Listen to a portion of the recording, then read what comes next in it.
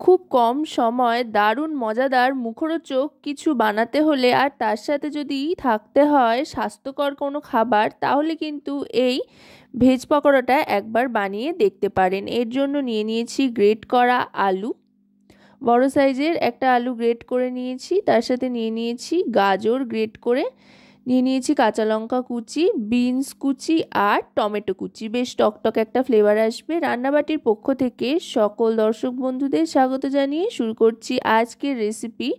দারুণ মজাদার, খুবই মুখরোচক আর একই সাথে স্বাস্থ্যকর এই ভেজ পকোড়ার রেসিপি।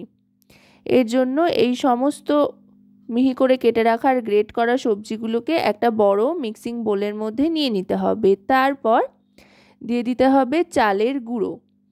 এখানে 2 চামচ পরিমাণে চালের গুঁড়ো নিয়ে নিচ্ছি।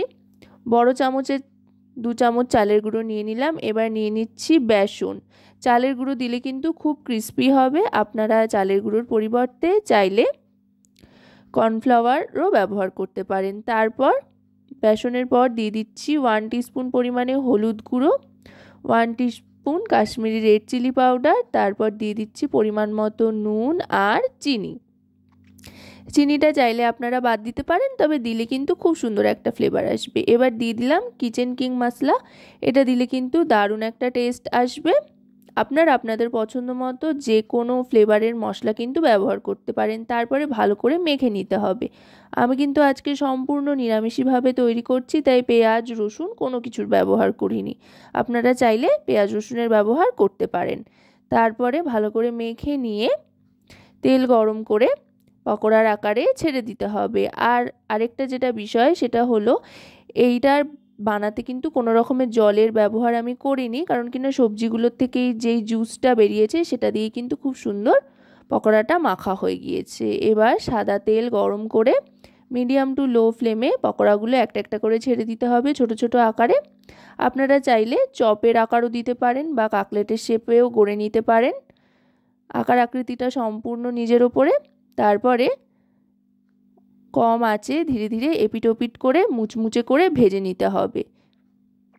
যেহেতু চালের গুঁড়ো দিয়েছি তাই কিন্তু এটা দারুণ মুচমুচে হবে আর খেতেও খুব টেস্টি হবে। বাচ্চাদের কিন্তু এই পকোড়ার মাধ্যমে একসাথে অনেকগুলো সবজি খাইয়ে দেওয়া যাবে। আর টমেটো দেওয়াতে বেশ একটা টকটক ফ্লেভার আসবে।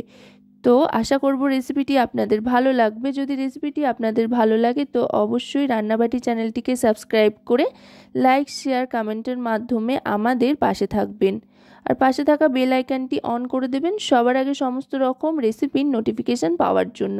আর যদি রেসিপিটি আপনারা আমাদের ফেসবুক পেজ থেকে দেখেন তো অবশ্যই রান্নাবাটি ফেসবুক পেজটিকে ফলো করার অনুরোধ রইল। দেখুন কথায় কথায় কিন্তু পকোড়াগুলো একদম ভাজা হয়ে গিয়েছে, লালচে একটা রং চলে এসছে।